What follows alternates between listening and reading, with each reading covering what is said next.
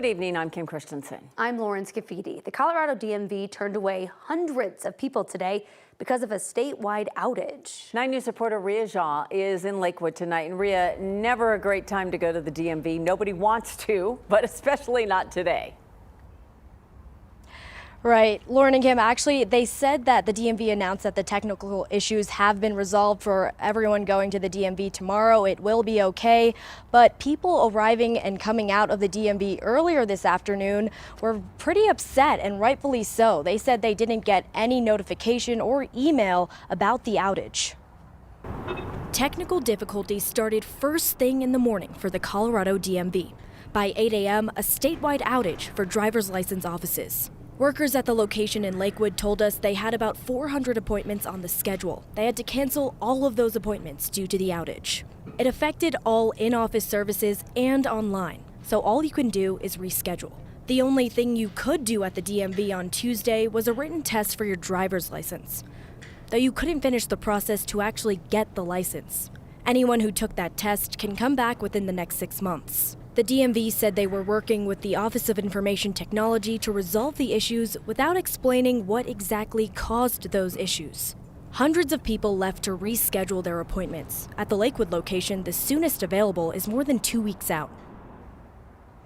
Again, all in-office and online services are back to normal. The DMV said that vehicle registration late fees would be waived for all the people affected by today's outage. Reporting live in Lakewood, Ria Jha, 9 News.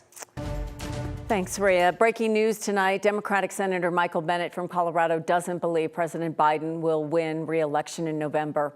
And he's worried if the president stays in the race, Democrats could lose control of the Senate, too. This isn't a question about polling. It's not a question about politics. It's a moral question about the future of our country. The Democrat discussed his concerns about the president staying in the race on CNN just a couple of hours ago. It comes not long after the president's poor debate performance, which the White House is blaming on exhaustion and illness. Bennett's words are some of the strongest yet from a Democrat in the Senate.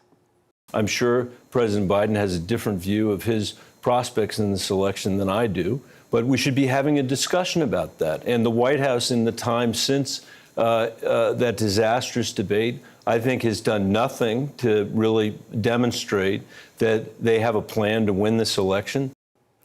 Bennett stopped short of saying the president should drop out of the race. For the third time this month, we hit 90 degrees, but buckle up, baby. The mercury is only going to go up. The heat is on the way. We're expecting to hit triple digits by Friday. And then that could linger for a couple days. So we're going to hit 100, and then we're just going to hang out there. We're going to be cooking. Which doesn't happen that often, Kathy. I mean, we talk about 90-day stretches, but 100 degrees, not in Denver. Yeah, and if you see one, it's usually one for the summer, but to have 3 days in a row with that potential is really one for the record books if it materializes, and all signs point to that happening. It's a mild but beautiful evening in Denver after that high of 90, tracking some isolated storms to the west and south, but really it's all about the heat as part of our forecast. This big dome of high pressure is going to settle over Colorado, and there are warnings for excessive heat and advisories as well that will soon become a part of Colorado's forecast. Temperatures still in the mid-70s in downtown Denver, 80s to the south. Winds are picking up just a little bit out of the northwest. They're helping to transport a few little thunderstorms right along the spine of the Continental Divide and west of I-25. High levels of ozone, so once again an air quality alert and an ozone action day tonight and tomorrow through 4 o'clock. We're seeing non-severe storms move from north to south. They'll quickly move out of the area. We'll see this again tomorrow as temperatures start to soar. We'll have the timing and the impact of the impending heat wave coming up. Today, a judge ordered a mental health evaluation for the final suspect accused of killing a woman by throwing a rock at her car. Defense attorneys for Joseph Koenig says he has attention deficit hyperactivity disorder, ADHD, and that condition needs to be evaluated for a jury to understand. Koenig was one of 3 people charged in Alexis Bartel's death in April of 2023. Prosecutors say he threw a large landscaping rock from a truck that hit Bartel's windshield and killed her. The other 2 defendants took plea deals that call for them to be sentenced after they testify in his trial. Koenig's lawyers claim he has a mental condition, ADHD, and that he needs to be evaluated so a jury can hear how a teenager's brain develops. It's extraordinarily unusual for a defense attorney to attempt to raise such things as ADHD or adolescent brain development. A judge ordered a mental health evaluation. A new trial date will not be set until the court receives the results. Just because the evaluation is happening doesn't mean the defense can use the results. The judge will ultimately make that decision. A family from Ohio is grieving the loss of a 23-year-old woman. She was shot and killed here in Denver last month. Kelsey Roberts Garrity died after she was shot at her apartment near East Kentucky in South Dexter. That was June 29th. According to court documents, her husband told police there was only one person in town who knew where they lived and, quote, had issues with him. He said that man's name was Ernest Cunningham. Ernest worked with Kelsey's husband and was fired for not showing up. Kelsey's husband told police he started calling him and threatening him afterward. A witness reported a car registered to Ernest leaving the scene of the shooting. Police arrested Ernest the next day. Kelsey's sisters say she moved to Denver with her husband just a few years ago. While they may never know why this happened, they vow to never stop fighting for her. More than anything, though, justice. I want justice for my little sister. I will not stop until my sister gets justice. Kelsey's sisters say she had a kind heart, sang in her church choir, and had dreams of one day opening an animal rescue. They hope to do something to support an animal rescue in her honor.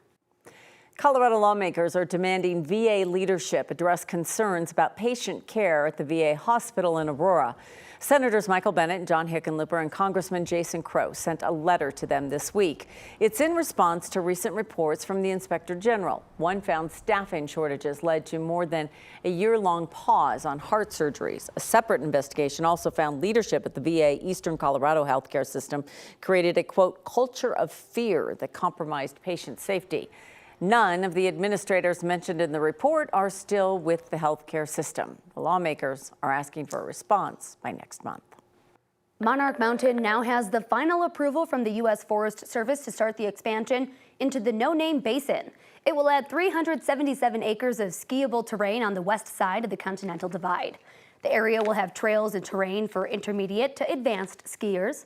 The approval comes after 3 years of review from both the San Isabel and Gunnison National Forests. Monarch plans to start construction in mid to late July. This year, they want to build the access road, extend the power line, and start cutting runs. The ski area then plans to install a 3-person, 2,700 feet long fixed grip lift with a warming hut and a restroom facility in the summer of 2025. After years of open space in Douglas County sitting empty, now the county is looking into the possibility of putting in a new park. 9 News reporter Rachel Krause joins us now. And Rachel, not everyone is excited about that. Yeah, a lot of folks are feeling pretty frustrated, telling me they don't want to see this wild area that's home to animals like elk and golden eagles wrecked for a park they don't want or need. But the county says they don't have any formal proposals for that area. They're only looking into what they could do. If I had it my way, I would say just completely leave it alone. The future of this chunk of land has community members in Highlands Ranch feeling frustrated and left in the dark. People like Shama DeBose. I think my biggest concern, though, is the parcel of land that they're talking about.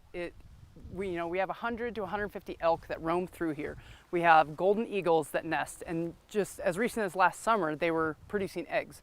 So we have wildlife that you just can't replicate. DuBose and many of her neighbors have seen plans that would take 200 acres of this backcountry wilderness area and develop it into a big park. We have plenty of ballparks in Highlands Ranch. We have plenty of swimming pools. That's what they're proposing. Douglas County Community Development Director Terrence Quinn says the county's Parks Advisory Board isn't considering any formal proposals just yet, but they do want to do something with the land. No decisions are made there.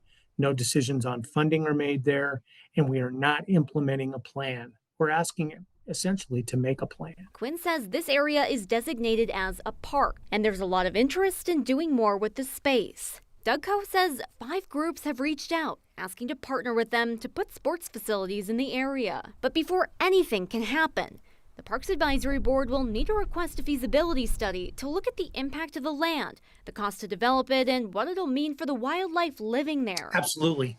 We have to look at wildlife. Folks have brought up eagles before, elks, and then there's lots of other animals, critters running around out there. I think that any kind of construction that you do out here, laying concrete, that kind of stuff, you risk driving out the wildlife that exists there. Dubose says she'll be at the Parks Advisory Board meeting Wednesday, urging them to leave this area untouched. Yeah, we're definitely going to do everything we can to make sure that we're heard. The Parks Advisory Board will meet tomorrow evening. That feasibility study request is on their agenda. And Quinn says ultimately whether the county puts in a park is up to the county commissioners, and that could be years down the road if they move forward with it at all. Rachel Krause, 9 News.